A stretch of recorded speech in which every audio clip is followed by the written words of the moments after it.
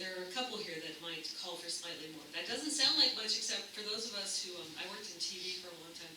45 seconds can be an eternity, so, especially when you have dead air. So that's where that comes from. Also, we want to get in a lot of questions. Laura, since the Junction Association is sponsoring, Laura asked businesses if they had questions. So we're going to start with 5 that she received and sent to us. And then the questions that we're going to ask after that have a lot to do with what we've seen in covering all of the debates and forums and everything else, a little bit of looking into the past. There's a lot that deserves follow-ups. I apologize in advance, it's not going to be every issue. There are so many things we could probably, if one forum went for like 5 hours, we could probably get to every single thing the council would ever have to deal with, or maybe not. So, again, thank you very much. So, and I'll also direct who I want to answer first. And we're not going to have opening statements, we'll have closing statements though, so if you guys have, a rebuttal you don't get in or something, feel free to throw that into the end. We're going to keep it to an hour so everybody can get on with their day as promised. So I'm going to shut up now and ask a question. The first one is a question from a local business person. I will have Lisa answer first, and I'll address you guys by your first names because throwing in the last names and titles gets you confusing. Question from a local business person. What incentives, tax breaks will or can you give to new small business owners?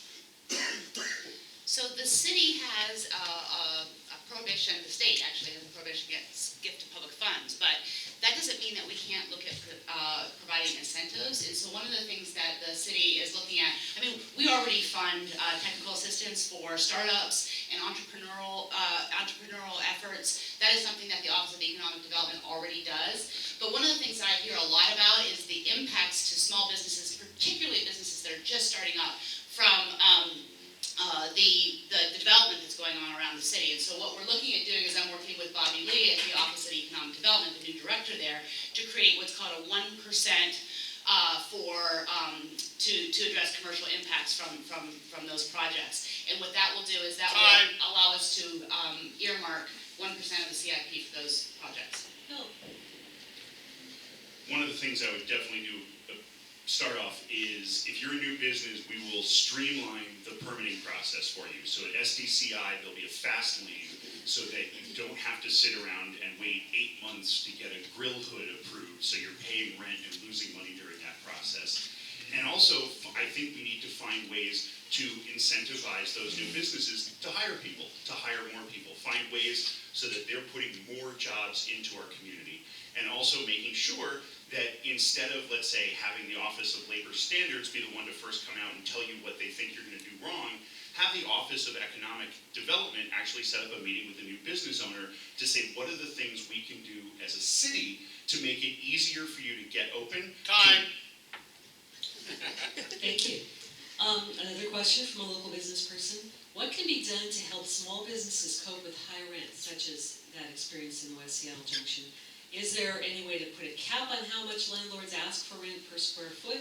Or is there any incentive that can be given to small businesses? Phil? That's an interesting question, actually. I like the fact that's one that has not come up yet. I would say that starting out by talking to those business owners, using the position as the city council member and the representative for this community to maybe even go and talk with landlords with them, to talk about the benefits that are going to come from this new business in the neighborhood, and that if they're having troubles actually negotiating a deal that works out for them, seeing if there's a way to bridge that gap. I'm not really sure what would be available yet for the city to help with them with doing that, but I'm open to anything that would make that process smoother and just to see what my office could do to help. Lisa? So the previous administration had something called a Commercial Affordability Task Force, where they pulled together small businesses to make recommendations to the city about things that they could do, the city could do to address the high rents that businesses have to pay. And they did consider sort of a rent control approach for commercial rents, but they did not recommend that we pursue it. I'd be willing to revisit that decision, but that was the decision of the small business community. What we can do, though, is much like we do for affordable housing, we create incentives in our land use code, in our zoning code, to incentivize the owners of these buildings to offer low rents, just like we do for the residential use of those buildings. So we could offer additional square footage for lower rents. Thank you. Also from a local business person, this is a very general question, so I request 2 specifics. How do you plan to support immigrants, minorities, women, and women of color? Lisa. I'm going to continue to do the work that I have done. I've brought the Ready to Work program to West Seattle, specifically to High Point. That is a program that works with immigrant families and focuses both on literacy programs for those individuals, as well as job readiness skills. I'm also going to continue to do the work I've done as it relates to the city's immigration program focused on citizenship. Another program that I brought to West Seattle and continue to fund to allow and work with immigrant families and residents in this area to allow them to work towards getting citizenship so that they can further participate in our economy. The 2 things I'd like to do is, one involves outreach into the community. So I've already met with people in the Chinese community and the East African community about what we can do, and I've got meetings set up with people in the Hispanic community and the Vietnamese community as well to talk to them about what do they need, what are the things that they find as barriers, because I know we don't know everything, especially if you're not part of one of those communities. There are things that you're going to miss. So it's the outreach, going to them and saying, what can we do? How do we get more women? How do we get more immigrants? How do we get people of color into situations of business ownership?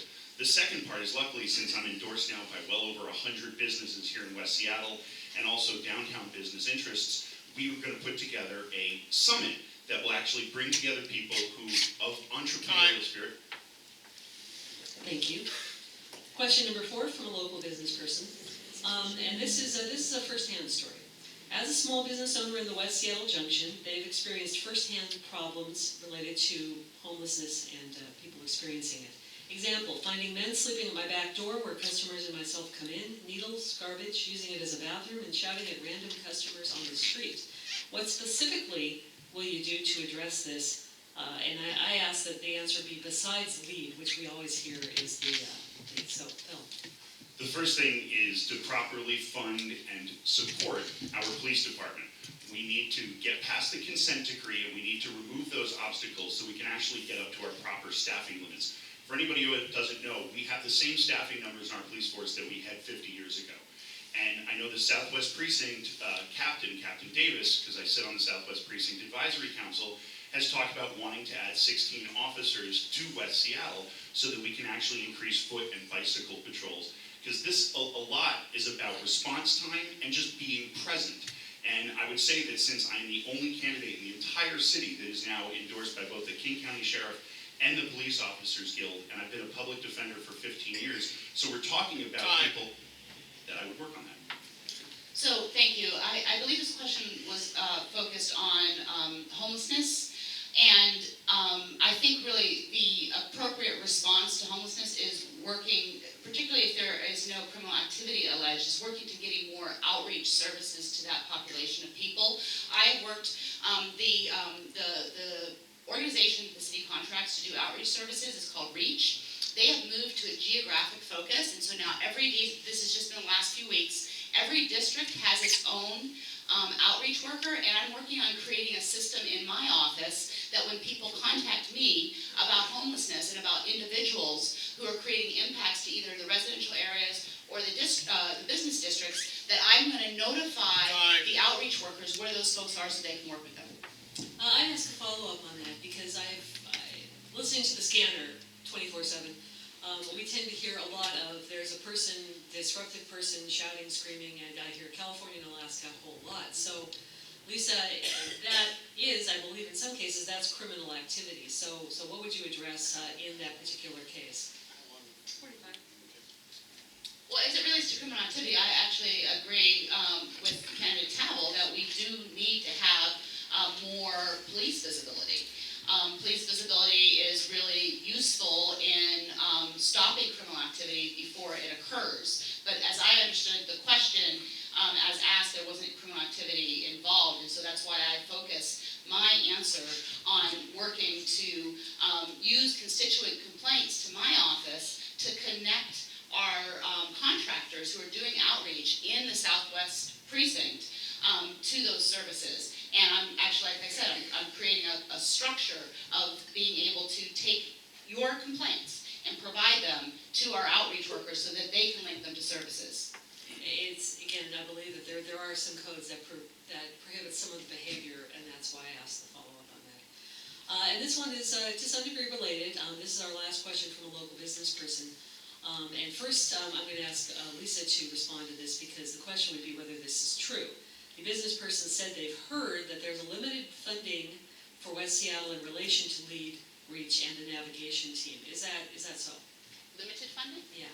So the LEAD program started in the West Precinct in the downtown area several years ago. We have gradually been expanding it. It was expanded to the North Precinct, and that was a couple years ago. In this last budget process, it was expanded to Southwest and the South Precinct. They have not yet started taking referrals yet in the Southwest Precinct because they're working on getting an office and coordinating with King County, which is also expanding LEAD. And so we've only been able to expand the LEAD program and expand referrals to that program as there has gradually been the capacity within the program to do more. And Phil, your thoughts on those programs and the status for our area? Truly, the fact is our navigation teams are one of the great ways that our city can go out and interact with people that are stuck in situations where they're living where they shouldn't be and where they shouldn't have to be. And so, I know we're talking now about the city that Councilmember Herbold has said she wants to set up these metrics for the navigation team for them to be able to quarterly meet them. And if that happens, then maybe we can expand it, but maybe we would actually shrink it. And my feeling is we should have been doing that already with homeless service providers, not with the navigation teams. And the LEAD program should have been here already. We've been having these troubles for a very long time, and over the last 4 years, there's been plenty of time where we could have expanded the LEAD program here in West Seattle. And that segues nicely to one of the next questions I had on the list. These are the questions that we can come up with following up on things that are happening, things that we've seen and heard.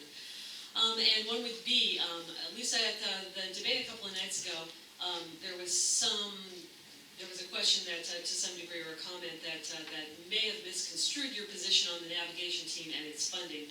Can you clarify, please, where you stand on increasing, decreasing, et cetera, separate from the accountability measures that Phil mentioned? So the mayor has proposed funding for the navigation team for 2020, and I support that funding. Thank you.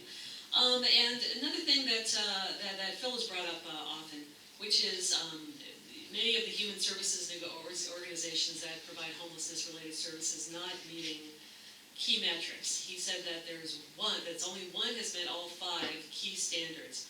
And if that is so, then why is the city still working with them?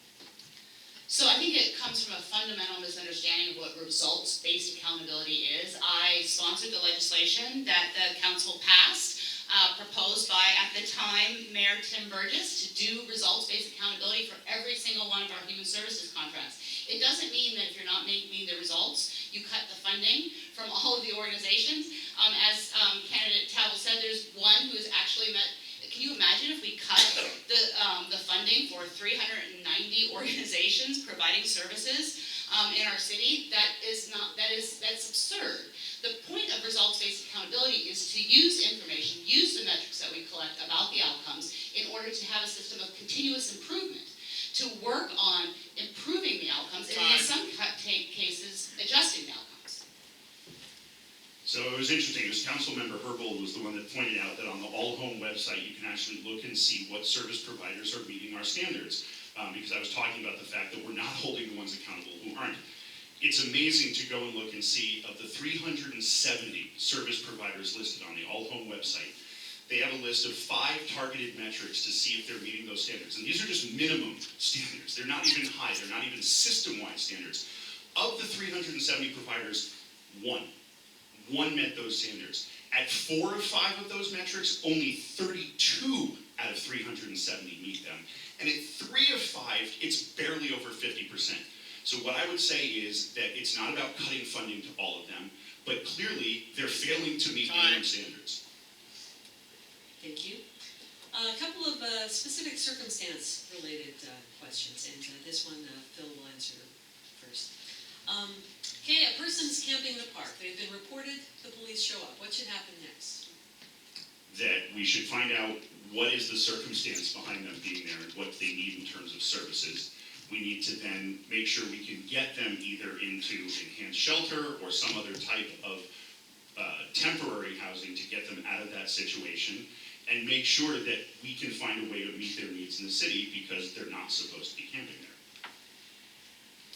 So it is not legal to camp in parks. The city has an approach for addressing encampments, and many instances of outdoor camping requires a 3-day notice period and connection with services. Actually, camping in parks right now is considered an obstruction, which means that those encampments can be removed immediately without the prior notice or access to outreach. But again, it's a situation where the city needs to be aware of the instance. There are 400 unique geographic locations for complaints throughout the city at any given time. I use my office as a way of informing the public about how to file those complaints. A follow-up on that. In fact, I asked a question on Twitter this morning if there was anything that people were not seeing getting asked in all of the events and all of the interviews. And one person said that the city doesn't determine the actual cost of sweeps. Is that true? They don't determine the what? The actual cost of sweeps. What an encampment, sweep, clean, whatever you want to call it, boils down to. Well, we have a budget process, and in the budget process, there is a cost that we anticipate in advance of the budget year. So for 2020, we are anticipating that we are going to spend nearly $10 million on the navigation team and the associated services for garbage pickup and actual physical cleanup around the work of the navigation team. And so that's almost a tenth of the city's funding on homelessness services is just focused on the navigation team and its work. This is exactly part of the problem I have, that we do not keep good data. We do not measure things properly. We do not tell the people of the city where that money is going and how it's being spent. And I hear this on the doors every single day about where is our money going, so how can we figure out what it is we're doing with that. And so there's a line item in the budget about it, but that doesn't tell us how much they cost. Also, it doesn't tell us how much are we saving when our neighborhood groups have to go and make these cleanups themselves. That's happened already multiple times here in West Seattle, where a neighborhood has seen this problem, asked the city, gotten no response, and had to do it themselves. So I'd love to see specifically how much each cleanup costs. When you're bringing in trucks, when you're bringing in backhoes, we're bringing in garbage, when you're bringing in other people. Example, what neighborhood has done that? It was up by Pigeon Point. There was one where there was garbage all down a hillside, and they tried several times to have the city come in different methods to do that, and so they ended up having to clean it up themselves. Was that a specific, though, there were actually people camping there and they went in and removed their tents and so forth? Yes. No, they did not remove their tents. I was there, I helped that day. They did remove their tents. There was one person who lived there in a location that they did clean up on a regular basis. Every year, the person left so that we and the neighbors could do cleanup around the location where the person sleeps. Thank you. Yeah, thank you. Back on, this is related to my question about what happens if you find a person camping in a park. Phil, you'll be the first to answer this one. An RV gets cited somewhere for 72 hours. What specifically should happen to it next and whoever's inside? Well, it needs to be towed away from where it is. This is one reason why we do need to have safe lots around the city. We're dealing with them pumping out garbage, leaving garbage, and not being in a safe situation themselves. I mean, having to live in one of the car campers that are not drivable is not good. It's not good for anybody, for the people in the neighborhood where it's parked, and for the people who are in it. So again, this is the same type of thing with the camps, or someone camping in a park, that they need to be attached to services and a place to go, and we need to clean up what needs to be cleaned up, and we need to just enforce the laws of the city as they're on the books. Just a quick follow-up. So the first 72-hour warning, it should be towed. So you give that first 72 hours. If you've gone 72 hours and nothing has happened, it should be removed to some place that is safer and more effective for everybody. Thank you. Lisa? So I use the campaign trail and as well as my role in office to try to educate people about the scope of the problem. The police don't have the resources to respond to every single 72-hour tow. So I worked with the police department to fund an RV remediation program. If the police department was responding to every single 72-hour tow, they wouldn't be able to do anything else. They wouldn't be able to respond to crimes. They wouldn't be able to do proactive policing. And so I worked with the police department and Seattle Public Utilities to create an RV remediation program. The city prioritizes the locations. They do 10 a month. They require those to be moved. They clean the area. And I'm working in the budget process this year to double the size of that program. Thank you. On to transportation. The bus lane on 99, it's been tweaked. Lisa, has that worked? I'm getting a lot of thanks from people. Again, it's a great example of how I use my office to raise your voice. I heard from probably 100 commuters, both single occupancy vehicle, carpool commuters, as well as bus commuters, about how that bus lane was creating chaos for everyone. SDOT actually responded in a pretty quick way, in my experience, worked with Metro and WashDOT and agreed within a week to reduce the length of the bus lane, and I'm getting a lot of thanks from folks. It seemed like the response was a little slow in the city. It was nice to know that what Sam Zimbabwe had said, they were going to move it. They were then going to see what the data was showing them based on that to see if they had to move it more. And I know they had spoken a lot in the beginning about how they didn't want to have to scrape the bus lane off if that was the problem, but at least they're willing to look at it. So I appreciate that they made that response. However, it was amazing how much grief it had to cause before they decided that, well, maybe it was wrong, let's try again. I have a follow-up question for you, Bill. Doing some research, I went back and I looked in, and when you first announced for your first campaign in 2015 for the council, you wanted to stop the Highway 99 tunnel project. So I'm curious what you think about how it's turned out. You know, so I used to love the viaduct. I loved driving on the viaduct. I thought it was a beautiful roadway. However, also my video game company in Pioneer Square was right next to the Bread of Life mission down on Main Street. And it's amazing now to see that view without the viaduct. The tunnel, I think, has done pretty well so far. We'll see what happens when the tolling gets put in place. But what I will say is what I had wanted for myself personally, I had said at the time that was just what I felt. I think it's worked well so far, but I can't wait to hear from more people to see how, after a year of this and 2 years of this, how we think it's going. Tunnel thoughts? I also had I love the viaduct sticker on my car until Bertha started drilling. Yeah. Phil, there was a mailer that we received at our place by one of the political action committees supporting you that asked, among the questions they asked people to ask themselves was whether they're sitting in traffic too long. So what's your number one idea to reduce people sitting in traffic as long as they do now, that you believe that you actually can accomplish in the first 4 years? It's a very good question. Increasing the frequency of our buses, I think, is one thing that would help. I think trying to find a way to increase the water taxi usage is also another way to do that. Beyond that, actually, we've been going out and talking to commuters. We've been talking to the people at the bus stops, trying to find out what some of the other ideas they have are. The fact is, I'm not completely sure of what all those things are. I know we've got traffic engineers in our city that a lot of people are questioning if they've made the right choices with that, especially with some of the bus routes when I hear people, tell me about those commutes and the commute times. But as far as getting people out of cars, the Orca for All program, I think, is something that we definitely want to make sure happens. Lisa? Yeah, getting more people out of their cars and into transit is the best way to reduce congestion for people who have to drive. The city voters have generously taxed themselves to buy more bus service. We're one of the only cities in the nation that has actually seen an increase in transit use. The C and the 120 are all of Metro, the whole counties on the 2 of the top 10 bus routes, meaning they carry more people than most of the routes in the region. It's an incredible investment. We need to make sure that we defeat Tim Iman's initiative so that we can continue to contribute our dollars to Metro so that we can keep buying bus service.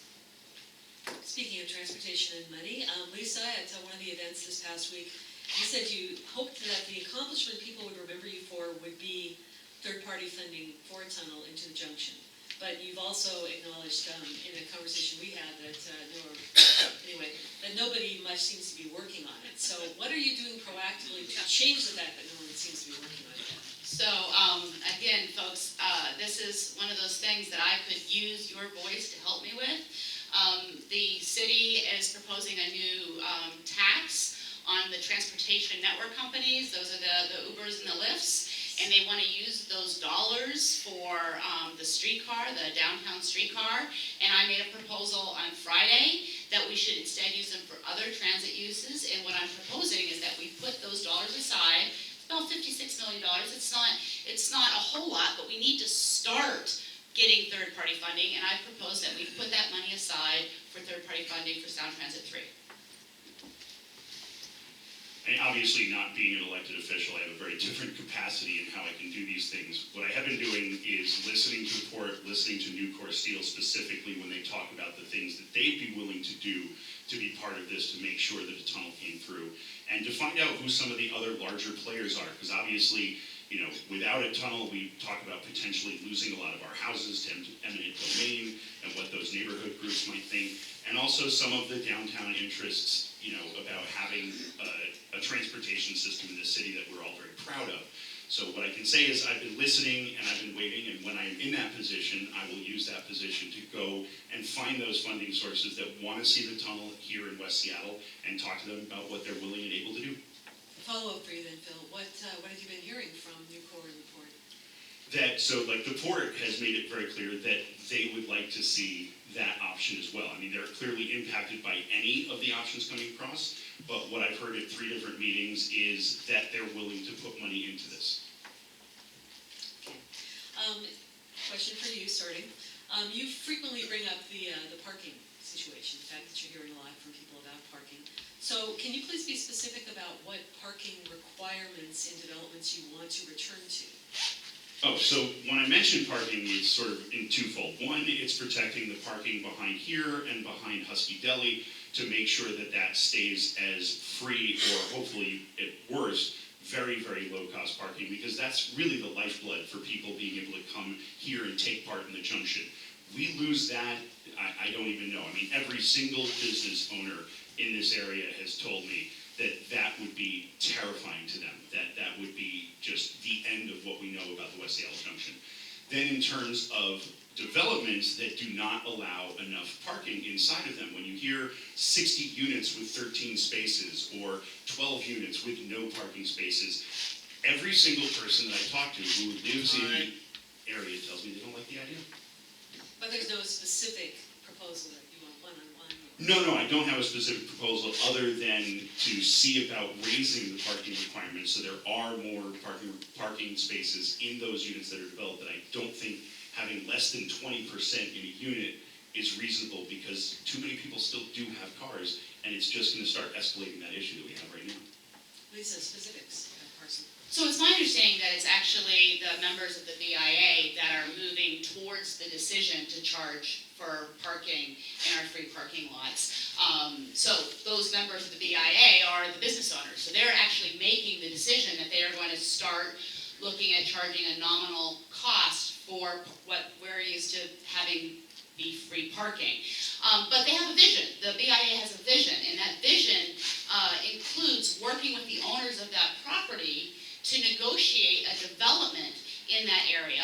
And I believe that we should make sure that in the negotiations around the development of that area, we should use that to meet the needs of the area, whether or not that's for open space, whether or not that's for parking, whether or not that's for affordable housing. But in the specific question that we started with, are there any changes in the current requirements, which in transit areas don't require any parking, that you would support?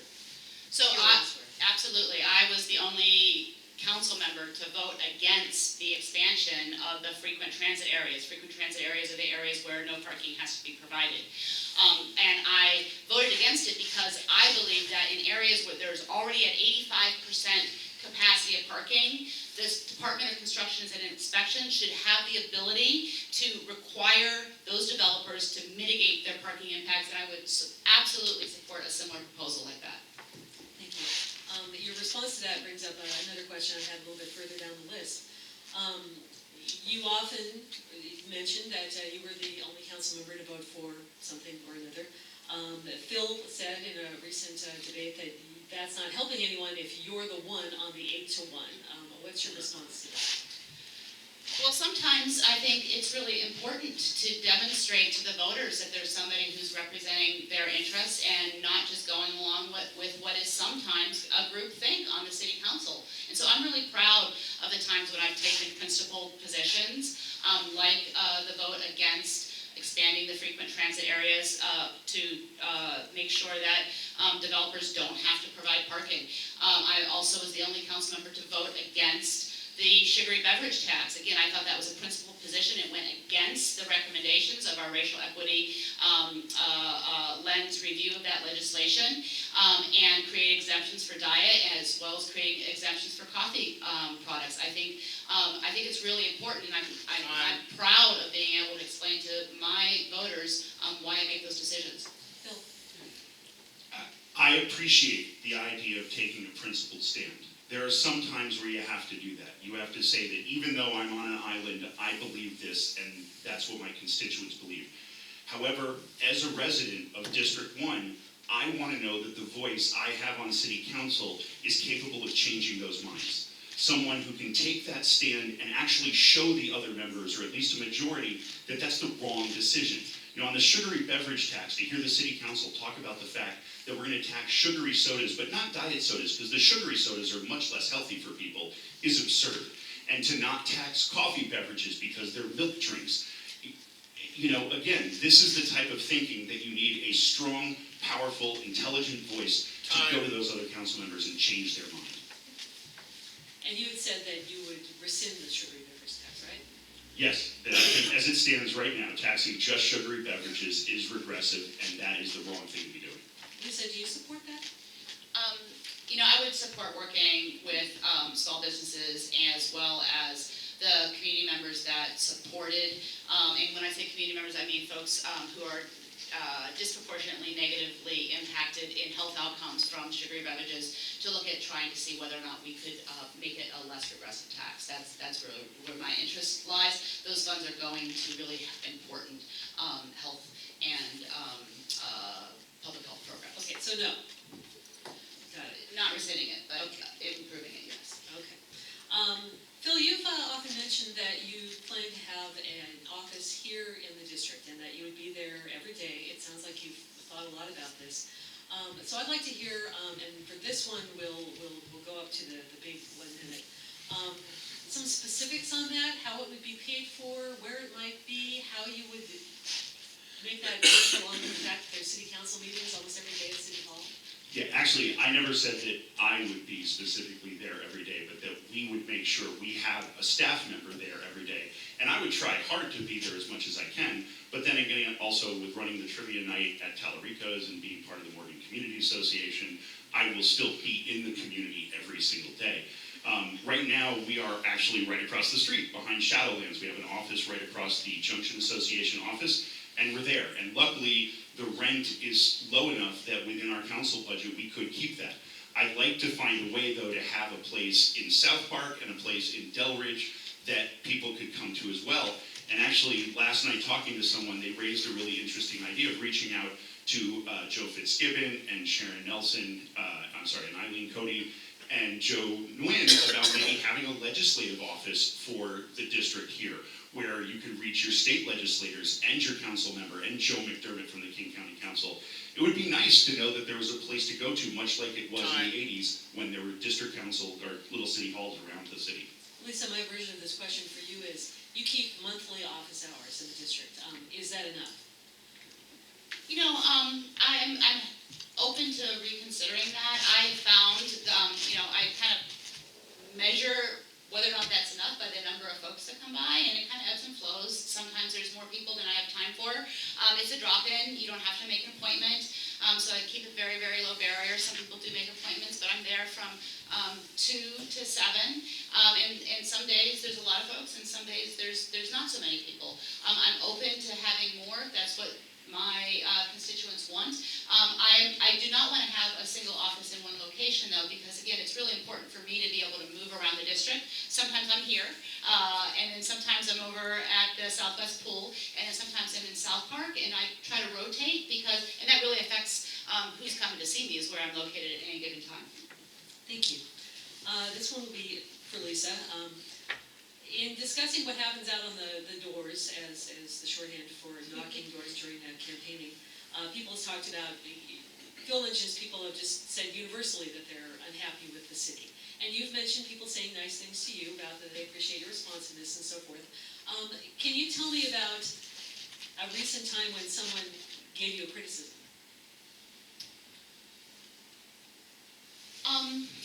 I have to say that the criticisms that I've received are less about me in particular and more about the concern around homelessness. It's more generalized. I'm thinking as I'm talking, but people have expressed a desire to understand my positions on certain issues, and so I've had conversations with folks about my support for the employee hours tax and the great need that we have to address housing affordability and homelessness, and the fact that we have a really upside down tax system where the folks with the least are paying the largest percentage of their incomes in tax. But I haven't had a specific criticism that I can think of at this particular moment. Okay, next question. That one was just a specific Lisa one. Phil, you've said that when the subject of campaign financing and how much money's been poured in lately comes up, you've said that you asked for the case endorsement, the downtown chamber, Amazon, etc., but then not their money. And then Amazon put another $1 million in, and there's at least one incumbent challenging campaigner in another position, Egan Ryan in the CD in the Capitol Hill, who's voiced concerns and said that he would be opposed to that kind of campaign funding. Lorena Gonzalez, the council member, has proposed limits on campaign funding. Would you support limiting those kind of contributions? Absolutely. We have got to take that money out of the political system. And, I get asked about this all the time. Why are you taking so much money from them? I'm not. I filled out questionnaires and the endorsement questionnaires for countless groups. The Civic Alliance for a Sound Economy came in, they sat down, they interviewed me, and they decided to endorse me. They've never even given the campaign, the $250 they can donate to my campaign. They spend their money, and they spend their money their way. That's not money that I see, that I can do anything about, and I would much rather it be a district election about people in the district and what we're doing. Like the District 1 Business PAC, that I understand, and that I truly appreciate when it's the local businesses I deal with. So you would vote for Councilmember Gonzalez's proposal if it comes to a vote and you're on the council? So I would actually probably look at tweaking it a little bit because I want to make sure that all money stays out. Because I don't know if people understand that before Amazon put in the $1 million, SEIU had actually put in $858,000 into all the different campaigns. And that if you look at the union money coming in, it's pretty much equal to a lot of that business money that's coming in. So I want to make sure something that would take all of that big outside money out of the races, leave it to the campaigns to go get their support and spend their money. Lisa? I think there's a nominal tax spending from labor in my race as compared to a couple $100,000 in corporate tax spending. I think it's definitely a different situation, and I think it's important. I definitely support Councilmember Gonzalez's legislation. We voted for district elections, and we voted for democracy vouchers for a reason, because we wanted to bring our local elections closer home, and we wanted to make sure that the folks who live in our districts are the ones who are electing our representatives. And democracy vouchers has done an incredible job of getting more people involved in our local elections. Unfortunately, power and influence figures out a way, and we have to counter it. Thank you. Lisa, you've said that if the high earner income tax that you're, quote, very excited about becomes reality, you would like to dial down, I've heard you mention property, sales, and B&O taxes. Would the high earner income tax really raise that much? When we passed it, and that was, I think, now 2017, it was projected to raise $140 million a year. And the top priority use of those dollars was specifically to deal with the regressivity of our tax system, and named specifically B&O tax, property tax, and the sales tax as our top priorities to dial down our reliance on those taxes. Are there specifics on how much dialing down would comprise? We haven't done that analysis yet, but of $140 million a year, I think it's significant. I haven't actually gone so far as to do the analysis of how much, whether or not we could eliminate a city sales tax, but in other jurisdictions, like for instance in Oregon, they don't have a sales tax because they have an income tax. Phil, your thoughts on the high earner income tax? And the fact is, I think we actually have to look at doing something like that. When I lived in New York City, there was a federal tax, the state tax, the city tax, and it was all on income. And so I think when you're looking at the number of six-figure salaries we have in the city right now, I don't think it's an unreasonable thing to look at. And in terms of that spending and what it could do, my problem is this still doesn't address the issue that I think our money is being misspent, that our generosity is being squandered by our city government, and that we do not understand what we get for what we spend. And I know Councilmember Herbold has talked about, we need to get another $100 million plus for homeless services and things like that. So if we're going to raise it from the progressive income tax, I don't see how we then get rid of other taxes and still have that extra money. But if we understood where our money went, maybe we'd be able to do a better job with it. Thank you.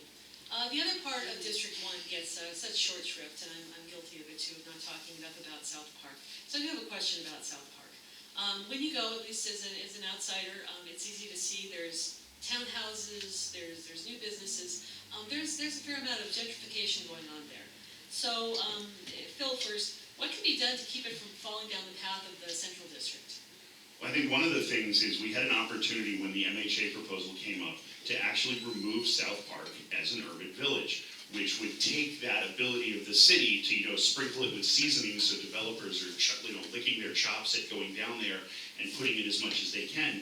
We need to protect it. We need to take a look at the land use and the zoning down there, because as I'm on the doors in South Park, which we were all last week, I'm hearing that exact question from people. They're saying we've got affordable housing, we've got some older things that need to be fixed up, but now we're just seeing new development, new development, new development, and it's just marching through their neighborhood. And so we need to remove that focus a little bit. They shouldn't be an urban village, and we should try to find protections so that the city could come in and help people maintain our affordable housing, but not just turn it into a smorgasbord for developers down there. So I'm working with the Duwamish Valley Affordable Housing Coalition in South Park. And just to be clear, on the mandatory housing affordability program, the upzones, South Park received the minimum upzone. So that means that their single-family zoning property within South Park went to what's called RSL, residential small lot. They didn't receive any large upzones because we were really worried about this idea of there being a land rush. Nevertheless, there is development happening. It's not happening because of MHA, it's happening because this is a really development-rich city, and South Park is the next neighborhood that developers are paying attention to. So I'm working with the Duwamish Valley Affordable Housing Coalition to identify funding through the Economic Development Initiative to preserve affordable housing there and do community ownership. Do they favor removing the urban village designation entirely? So there is a division of opinions, but thank you for the follow-up, because I have asked through the comprehensive plan for there to be exploration of an amendment to see whether or not they actually meet the requirements to be considered an urban village. Thank you. Speaking of development, and Lisa will answer this one first, the HALA MHA in lieu fee came up several times about the fact that developers are opting to pay the fee rather than develop affordable housing on site. And you talked about there's a time coming up next year when they'll be taking a look at it. So say that it turns out that that's so. How much higher should the fee go for developers then? than it is now, if they're not building it on site because the fee is just so affordable. Right, so we have 2018 numbers for the number of projects that are doing development on site versus the number of projects that are paying the fee. And it's about 25% of projects are building on site as opposed to paying the fee. So that, and that doesn't include the 2019 projects. And just as a reminder, citywide MHA wasn't passed until the spring of 2019, so we don't have that data yet. But we are going to be taking a look at this in July. And I don't think we know what the dollar amount is necessary to turn up the fee until we have more data. But again, I support that 50-50 split, and that's where the fee should be, and I've been an advocate for raising the fee. So I had worked with a group that was involved with talking to the city about the MHA upzone and the fact that it hadn't involved individualized neighborhood planning, that the in lieu of fee was too low, that those fees need to be made sure that they stay in the neighborhood that took that development. And what that group found was that the 36 developers that we talked to, 36 for 36 said absolutely they will pay the in lieu of fee. It is too low. There's no reason why we should deal with annual financial reviews of the people in the affordable housing in those units. We'll just pay it. And so the fact is, if the goal of the city is to have 50-50 on that, then the fees clearly need to be higher, and we need to make sure we're analyzing that faster than is currently planned. And on top of that, one thing that bothers me is two of the proposals I saw. Time. Thank you. What's the problem? Lisa, the subject of impact fees has come up in some of the recent discussions, and one of Phil's criticisms was that they've been proposed, and yet they haven't happened in 4 years. And I looked back, and you were talking about them in 2015 during that campaign. You mentioned the other night a lawsuit that's one impediment toward it happening. Is that really all that's been holding it up? Making impact fees actually happen? So the council has taken several legislative actions bringing us to the point where we were sued. So, I think one of the first things that you find out when you work in government is everything takes longer than you want it to take. But I can point to several actual legislative actions that the council has taken leading up to the point where we were sued last year. And so this, the efforts to create a project list and put it into our comprehensive plan, and those are projects that can be recipients of impact fees. Once we charge developers for impact fees, you have to actually have a project list. The law requires this. You have to identify what projects will receive those fees. That is the lawsuit that we're facing. We had a somewhat favorable result. We have more that we can do legislatively.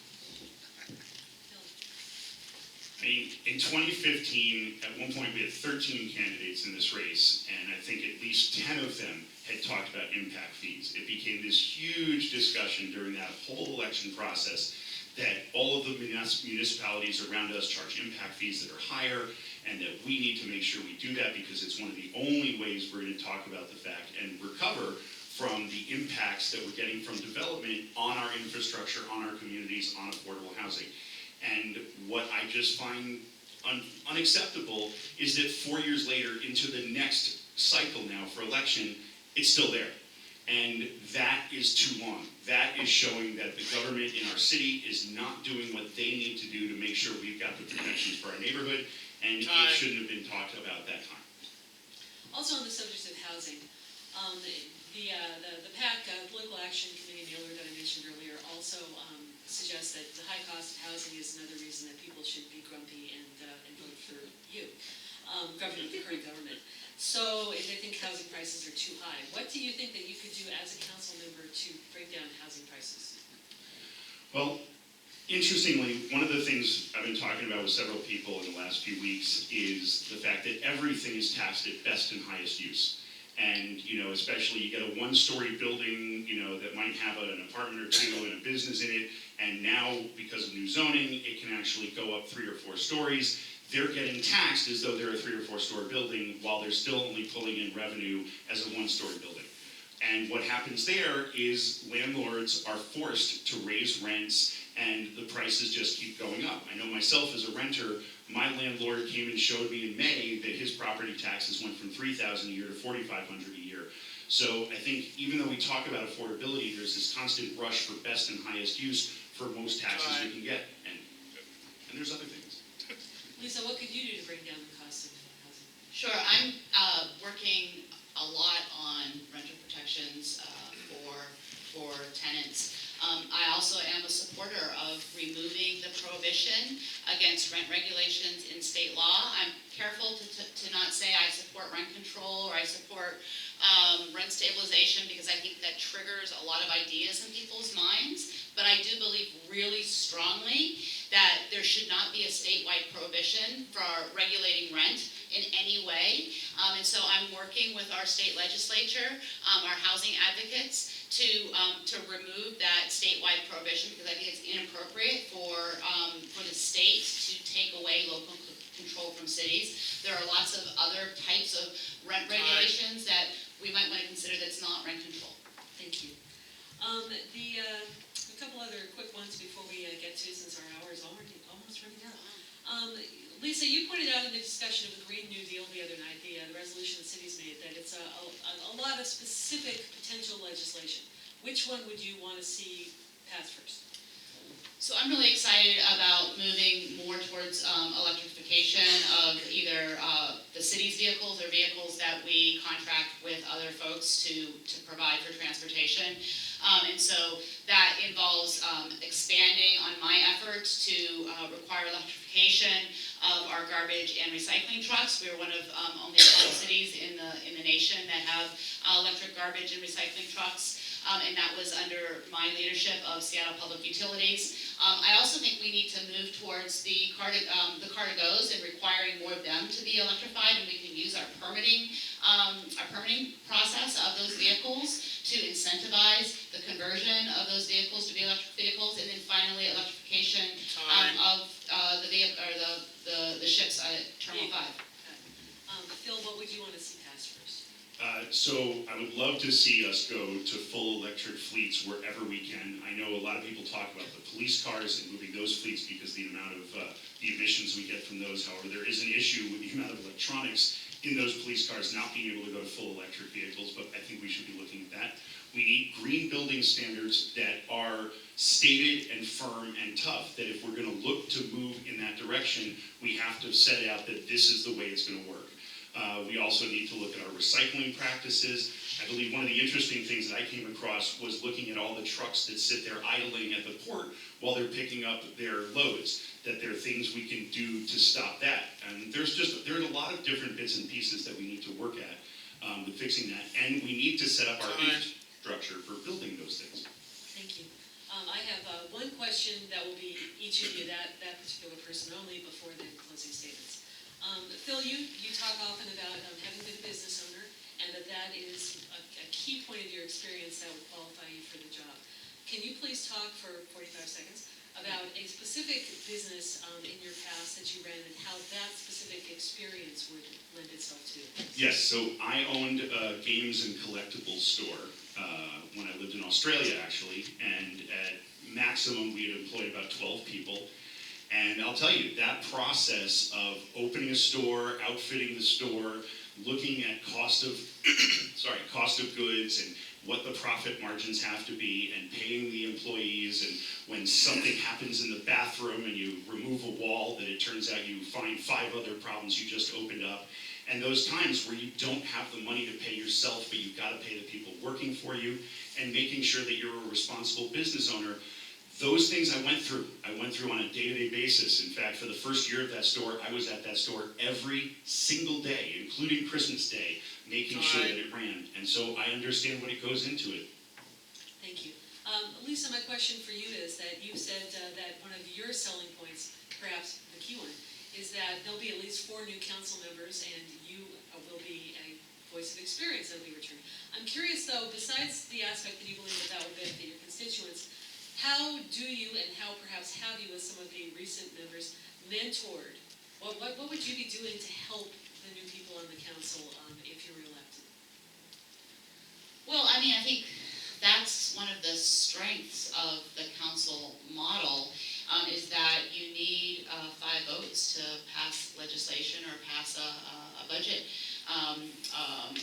proposal. So it creates an opportunity for folks to work together. And I think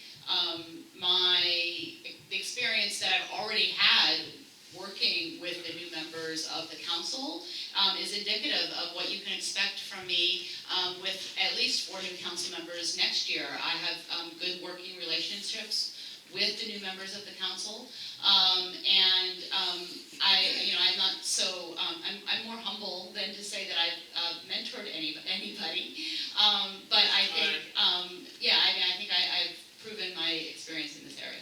Thank you. Okay, 1 minute each to say whatever you want in closing. Phil, first you.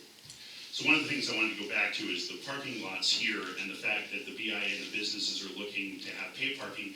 One of the big reasons is because it's being taxed now at best and highest use. This is something that is for the benefit of the community, and our council member needs to be trying to find ways to push that needle so that it's not taxed at best and highest use, so that we have to use funds to pay for that parking. We need to keep it free for the people and the businesses. Beyond that, I would say this is simple. It's an election year. Our city is going in the wrong direction. We've been going in the wrong direction for the last 4 years, and we absolutely, desperately need change now.